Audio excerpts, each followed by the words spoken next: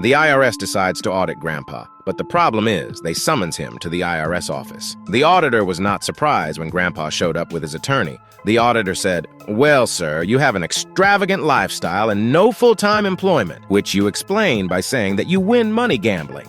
"I'm not sure the IRS finds that believable." "I'm a great gambler and I can prove it," says Grandpa. "How about a demonstration?" The auditor thinks for a moment and said, "Okay, go ahead." Grandpa says, "I'll bet you $1,000 that I can bite my own eye." The auditor thinks a moment and says, "It's a bet." Grandpa removes his glass eye and bites it. The auditor's jaw drops. Grandpa says, "Now I'll bet you $2,000 that I can bite my other eye." Now the auditor can tell Grandpa isn't blind, so he takes the bet. Grandpa removes his dentures and bites his good eye. The stunned auditor now realizes he has wagered and lost $3,000, with Grandpa's attorney as a witness. He starts to get nervous. "Want to go double or nothing?" Grandpa asks. "I'll bet you $6,000 that I can stand on one side of your desk and pee into that wastebasket on the other side and never get a drop anywhere in between." The auditor, twice burned, is cautious now, but he looks carefully and decides there's no way this old guy could possibly manage that stunt, so he agrees again. Grandpa stands beside the desk and unzips his pants, but although he strains mightily, he can't make the stream reach the wastebasket on the other side,